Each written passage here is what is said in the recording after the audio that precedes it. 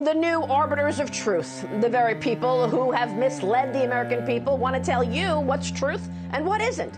The Biden administration this week announced a new Disinformation Governance Board within the Department of Homeland Security. And I honestly thought this was just a belated April Fool's joke, but they are actually going to create in the Department of Homeland Security a Bureau of Disinformation. Now, serious questions are being raised today about how the board will determine what is misinformation as we learn more about who is leading it. Disinformation from Russia, right. China, We know the Iran. problems, but it's still not clear to me how this governance board will act. What will it do? So what it does is it works to ensure that the way in which we address threats, the connectivity between threats and acts of violence are addressed without infringing on free speech. Will American citizens be monitored? No.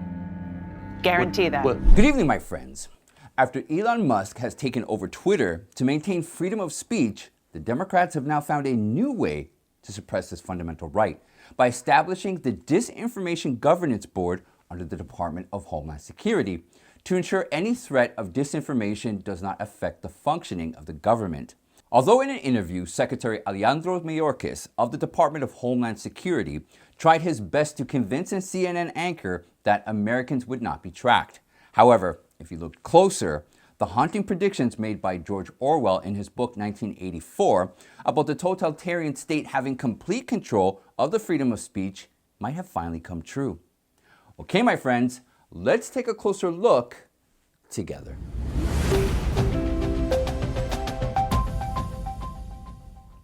When asked about the functioning and the power of the Disinformation Governance Board, Secretary Mayorkas said, "What it will do is gather together best practices of addressing the threat of disinformation from foreign state adversaries, from the cartels, and disseminate those practices to the operators that have been executing and addressing these threats for years." Now the question is, what is the actual definition of disinformation that the Democrats consider appropriate?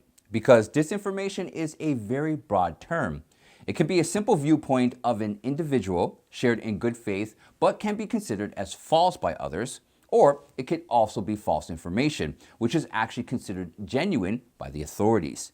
If we look at its definition from the Merriam-Webster dictionary, it says, false information deliberately and often covertly spread, as by the planting of rumors, in order to influence public opinion or obscure the truth.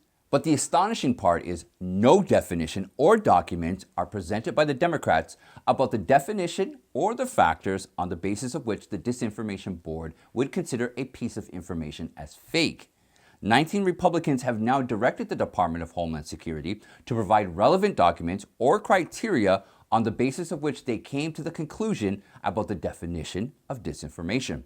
Furthermore, names of the employees who are authorized to make such a determination are also asked by the Republicans to be provided by May 13th. As thousands of questions are already being raised about this new agency arriving in an autocratic manner, a massive debate has begun after realizing American author and disinformation specialist Nina Jankowicz, who has expressed regret about the Musk Twitter deal, has been made as the executive director of the Disinformation Governance Board.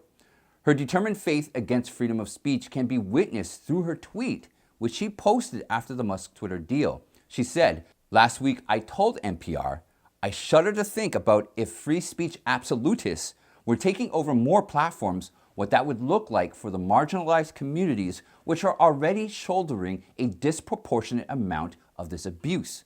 Furthermore, in a video, Jankowicz also admitted that the Democrats should not be focusing on the disinformation issues. Here, take a look at this video.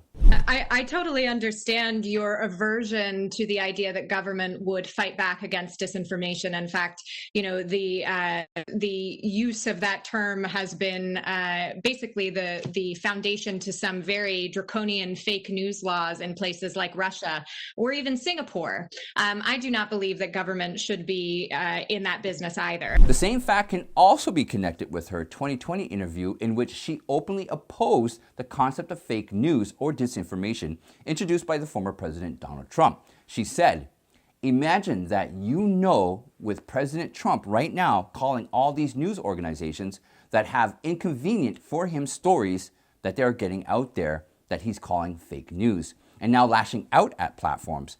I would never want to see our executive branch have that sort of power. Nina Jankowicz is also well known for being a fan of the Steele dossier report, in which she strongly agreed with false claims about former President Donald Trump colluding with Russia. The report, which later was recognized as fake by the experts because the report's primary source was Igor Danchenko, who in November last year was charged with 5 counts of making false statements to the FBI. Not to forget, when the controversial emails from Hunter Biden's abandoned laptop in Delaware revealed how Joe Biden, his brother James, and his son Hunter were involved in various foreign businesses with Ukraine, Russia, and China, Jankowicz said, "We should view it as a Trump campaign product."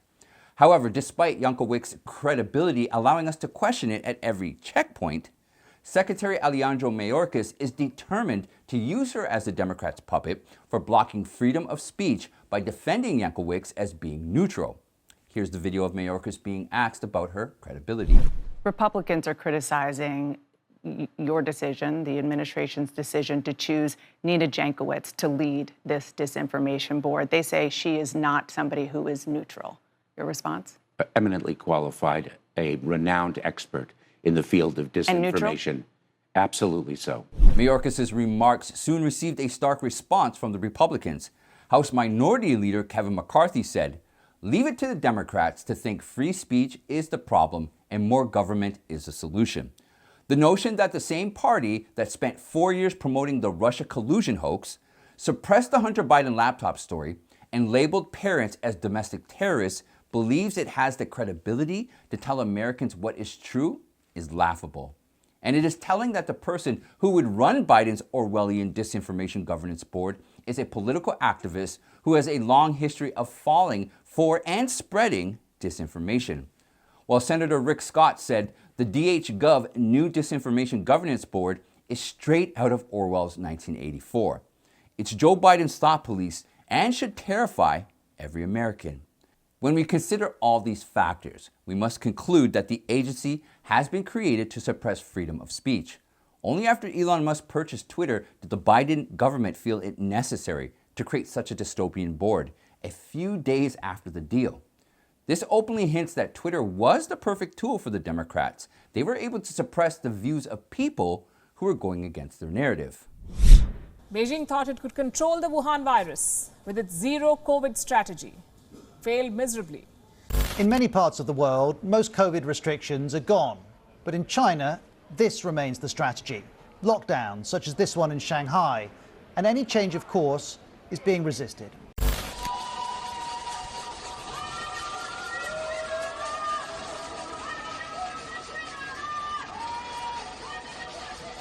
While the world is pumping its production levels to recover from the long-term effects of COVID-19 and the Russia-Ukraine war, China, on the other hand, is ensuring its economy collapses by imposing extremely severe lockdown measures on the entire country. Foreigners are escaping, factory workers are failing to return to work, the global supply chain, including Apple products, are being hit.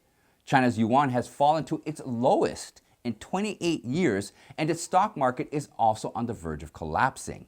However, Chinese President Xi Jinping is determined with his infamous zero COVID policy to lock down the citizens no matter the cost to China or the world. Now, a serious question is, how did certain health officials in the US government become powerful enough to dictate to free citizens that they must live under lockdown? And who gave them these powers? Well, the president of the Brownstone Institute, Jeffrey Tucker, was asking the same questions. While referring to the U.S. District Judge Catherine Kimball, recent decision against the CDC's suffocating mask mandate for airplanes and other public transport, Jeffrey Tucker said it might take years to have the complete picture of how agency officials from the CDC and top White House pandemic advisor, Dr. Anthony Fauci, were allowed to make decisions that were against the well-established pandemic response policies.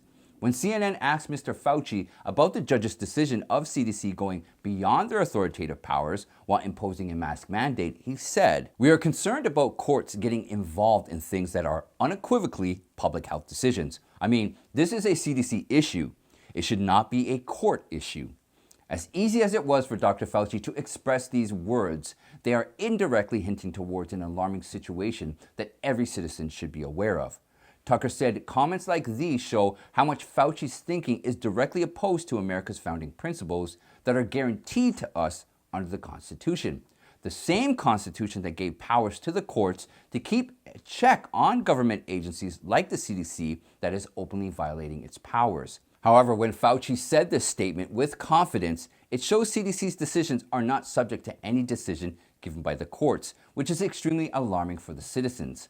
Tucker stressed that by seizing the powers given to it under the Public Health Service Act, the CDC has tasted the power and they don't want to surrender them.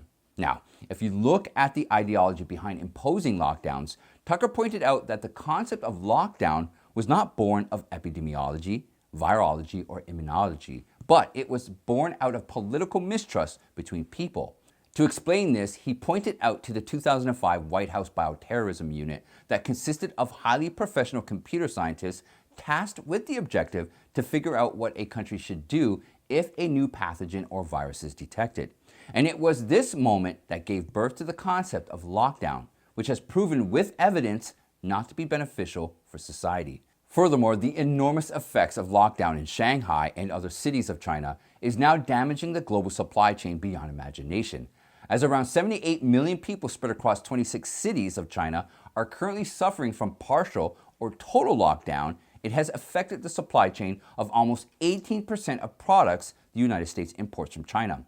Although 70% of the 666 key enterprises in China have been allowed to resume their production, the US and European companies in Shanghai are claiming that they are facing severe logistics issue and labor shortages to continue their work. According to the European Union Chamber of Commerce, only 30% of a company's workforce are allowed back to work, and out of which only 15% are returning. Now, for example, Quanta Company in Shanghai, which is responsible for producing accessories for Tesla as well as Apple laptops, is noticing only 15% of their 40,000 employees are returning to work. Now, what is extremely disturbing, but not a surprise when it comes to China, is that an employee from the Shanghai Electric Power Company claimed that people who have managed to get back to work are now being locked inside the factory to continue their work and are not being allowed to go back home.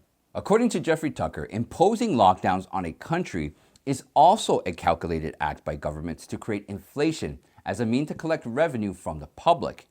He said, "Since ancient times, inflation has always been used as a hidden tax by the governments, so they wouldn't have to force taxes on people, as they know they will always revolt."